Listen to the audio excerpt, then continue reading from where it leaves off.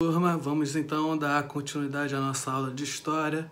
Dessa vez vamos falar um pouquinho sobre o final da Idade Média, a crise do feudalismo e o início então de uma nova era chamada de absolutismo. O que é o absolutismo então?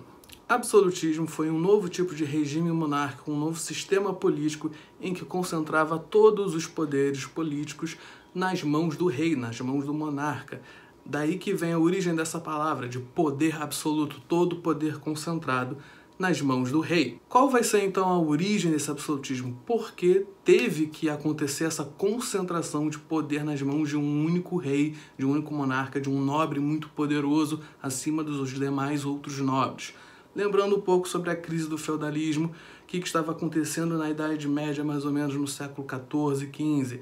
Várias desgraças estavam acontecendo. Tinha o problema da peste negra, ou seja, grande parte da população europeia morrendo, sendo dizimada por conta dessa doença que foi ocasionada pela peste bubônica. Além disso, era um momento de guerras constantes, principalmente a famosa Guerra dos 100 Anos, que na verdade durou 113 anos, entre França e Inglaterra, entre essas duas nações muito poderosas. Além disso, a gente viu as crises do campesinato, as revoltas camponesas devido à falta de alimentos geradas pelas crises ambientais que ocasionaram em uma seca, em alagamentos e em uma produtividade agrícola muito baixa, ou seja, os camponeses estavam produzindo cada vez menos e com isso os nobres queriam manter suas taxações e pegar parte dessa colheita como antigamente, como se não houvesse um período difícil. Só que cada vez mais diminuía a produção e os camponeses tinham que dar a mesma quantidade de antes para o senhor do feudo, o senhor do castelo. E com isso vai gerar uma revolta muito grande que vai eclodir em diversas partes da Europa, principalmente na França, que são as revoltas camponesas, também chamadas de Jacqueries. E aí, então, a gente vê um estado de bastante caos, calamitoso, em que está acontecendo várias desgraças de diferentes formas. São guerras, é fome, é a peste negra, é a revolta camponesa. Então, a nobreza, nesse período, estava ficando até mesmo amedrontada com o andar da carruagem. Então, a nobreza também, junto com a burguesia, que já estava ascendendo socialmente, já tinha mais condições financeiras, afinal, a gente já passou pelo renascimento comercial e o renascimento urbano também, então a gente já vê uma outra classe social surgindo nesse momento, além dos camponeses e dos servos dos nobres. Eles vão começar a se unirem para tentar controlar todo esse caos, para justamente não se prejudicarem ainda mais com isso, porque eles tinham até medo dessas revoltas camponesas acabarem matando várias famílias nobres, dos camponeses realmente saírem matando, cometendo genocídio por conta dessa revolta. Então a gente vê nesse momento uma união da nobreza e da burguesia para justamente aumentarem os seus poderes e conseguir administrar melhor esses reinos. Com essa união, turma, vai acontecer justamente o nascimento dessas monarquias nacionais. Se antigamente a gente tinha vários feudos espalhados em cada canto de um país, com um senhor feudal, com um senhor do seu castelo, lembrando que esse poder político na Idade Média era altamente fragmentado, dividido entre vários senhores e vários vassalos, agora vai acontecer o inverso. Eles vão começar a se unir, a formar um grande feudo unificado com apenas um senhor feudal, um grande nobre acima dos demais. Como isso vai acontecer? Pode acontecer por meio de união mesmo. Eles vão aceitar serem vassalos diretos de um único nobre, mais poderoso e mais rico, ou até mesmo por conta de guerras civis que vão acontecer entre esses feudos, e aí o nobre vitorioso vai justamente conquistar esses territórios e fazer com que toda essa extensão territorial recém-adquirida seja propriedade dele, seja posse dele. Então ele vai ser o grande senhor de todas essas terras.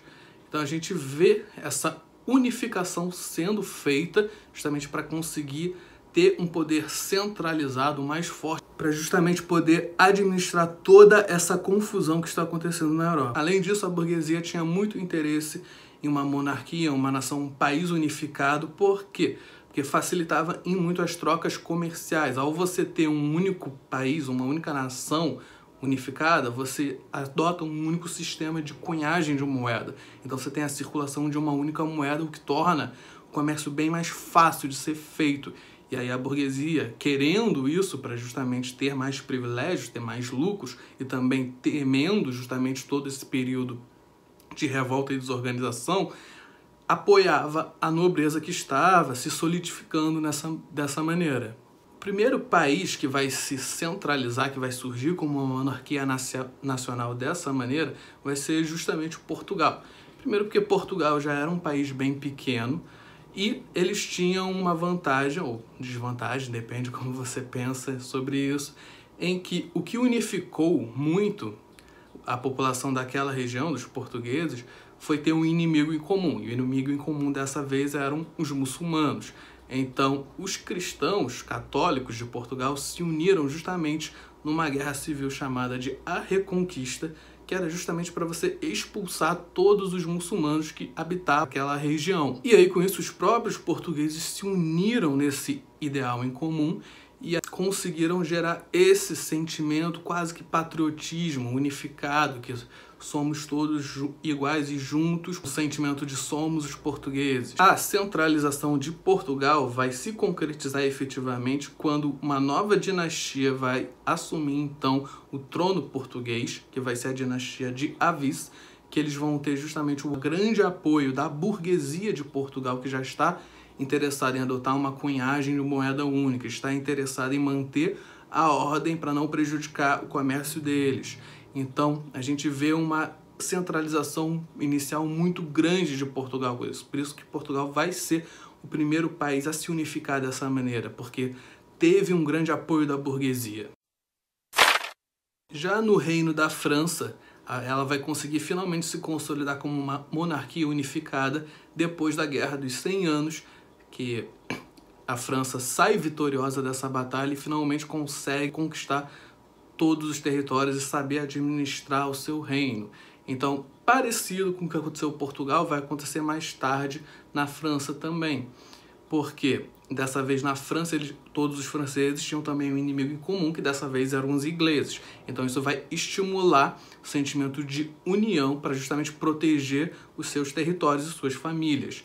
E aí, com o final dessa Guerra dos 100 Anos, uma família nobre que vai se destacar e que tinha bastante poder na região da França é justamente a família dos Bourbons, que vão finalmente serem coroados como a principal dinastia no trono francês. A França se tornou nesse momento, então, a maior monarquia absolutista da Europa, que a gente vai ter na figura do rei Luís XIV justamente essa característica monárquica bastante autoritária, que acredita que o rei pode fazer qualquer coisa, que o rei tem direito de tudo. Não é à toa que o rei Luís XIV era chamado também de o Rei Sol, porque ele se vestia de uma maneira suntuosa, com roupas douradas, para chamar a atenção, para mostrar justamente que ele estava acima dos demais. Além disso, é no reinado de Luís XIV que ele vai construir o Palácio de Versalhes, que vai ser a principal moradia da nobreza e da realeza francesa nesse período. E o Palácio de Versalhes existe até hoje como patrimônio histórico francês, serve para um lugar de turismo também na França, porque é um palácio monumental, cheio de espelhos adornados com ouro e prata, e tem também um jardim gigantesco que era aberto ao público, aberto à nobreza para visitação. A Inglaterra também vai se unificar mais tarde que Portugal, porque ela vai estar sendo palco de uma guerra civil bastante sangrenta entre duas grandes famílias nobres dentro da Inglaterra. Elas foram a família Lancaster e a família York, duas grandes famílias nobres que estavam justamente duelando pelo poder político dentro da Inglaterra. Como cada uma dessas famílias tinha como brasão uma flor, a guerra civil entre as duas famílias ficou conhecida como a Guerra das Duas Rosas. Foi uma guerra longa, bastante sangrenta, mas que no final não teve nenhuma das duas como vitoriosa. Quem conseguiu emergir desse caos todo foi justamente a família Tudor, que conseguiu unificar as duas famílias. A gente vai falar sobre a dinastia Tudor em outra aula, principalmente quando a gente der uma aula sobre Henrique VIII, que foi um rei muito importante para a monarquia inglesa. Já a unificação da Espanha vai acontecer devido a dois fatores. O primeiro deles é justamente tentar a expulsão dos muçulmanos, como Portugal fez no país dele, e outro fator muito decisivo para essa unificação da Espanha foi justamente o casamento entre duas famílias nobres muito importantes. Um nobre chamado Fernando do Reino de Aragão e uma nobre chamada Isabel do Reino de Castela, que tinham os dois maiores territórios dentro da Espanha. Então, com o casamento desses dois nobres, eles já vão praticamente adquirir boa parte da Espanha e da Península Ibérica nesse momento. E por meio de conquistas e guerras travadas contra outros territórios e contra os muçulmanos, eles vão então conquistar todo o território atual da Espanha e unificar o seu país. E turma, uma vez que a gente tem essas monarquias nacionais se solidificando, aumentando o seu poder, aumentando o seu domínio sobre a região, a gente vai ter o rei como a principal figura, como a principal imagem de poder simbólico naquele momento, vão surgir então justamente as justificativas para manter esse monarca ali e mostrar a importância daquele rei, a importância da figura real. Então a gente vai ter teóricos que vão justamente formular teorias filosóficas para validar o poder político do monarca. Um dos primeiros pensadores do absolutismo foi justamente Nicolau Maquiavel, que foi um diplomata e historiador italiano. A principal obra absolutista para defender o absolutismo foi um livro chamado O Príncipe, que justamente ele determinava que o nobre, o monarca, poderia adotar quaisquer medidas para se manter no poder e para controlar a sua nação. Uma frase muito famosa dele é, uma vez que perguntam para o rei, é preferível o monarca ser temido ou amado? E aí então Maquiavel responde, de preferência, o ideal é ser os dois, temido e amado ao mesmo tempo. Mas, não sendo possível isso, tendo que escolher apenas um caminho, é melhor você ser temido. Porque mesmo quem te ama, quem é leal, você pode chegar a te trair. Mas, se ele tiver medo de você, medo de uma represália muito grande, então ele vai pensar duas vezes antes de trair você. É daí que vem justamente a palavra maquiavélico, que é justamente você ser estrategista, pensar de uma maneira quase sem moral ao praticar suas ações, para justamente você se manter no poder, você poder vencer sempre, você não ser traído e você não ser vencido pelos seus rivais. Outro grande pensador do absolutismo foi um filósofo chamado Thomas Hobbes. Ele era britânico e escreveu a obra Leviatã, e nela ele fazia várias reflexões sobre a natureza humana e como os seres humanos tinham a necessidade de ter alguém que possuísse o poder e o direito de governar acima dos outros. Por que Thomas Hobbes pensava isso?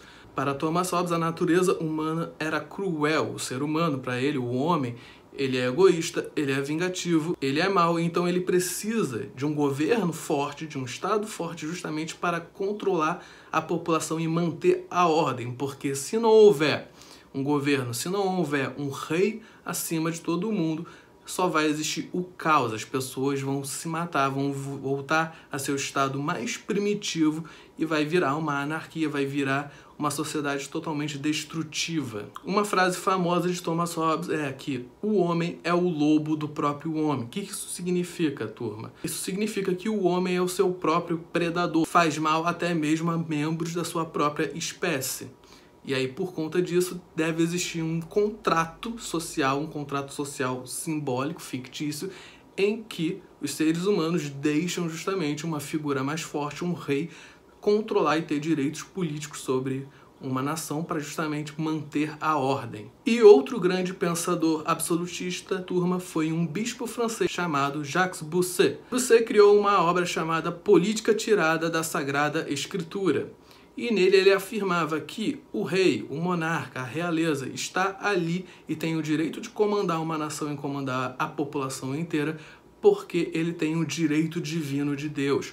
Foi Deus que colocou o rei lá naquela posição. Então você ir contra o rei, você desobedecer à realeza, você estaria cometendo um pecado divino. Seria o mesmo que contradizer Deus. E por conta disso, muitos reis absolutistas vão se aproveitar desse direito divino justamente para fazer o que quiser, para poder mandar e desmandar de maneira tirânica. Quem mais se aproveitou desse direito divino foi justamente o rei Luís XIV da França e até mesmo o rei Henrique VIII da Inglaterra. Como política econômica desse período dos reis absolutistas, vai surgir então um novo sistema que é chamado de mercantilismo. Mercantilismo a gente pode derivar justamente de mercado, de comércio.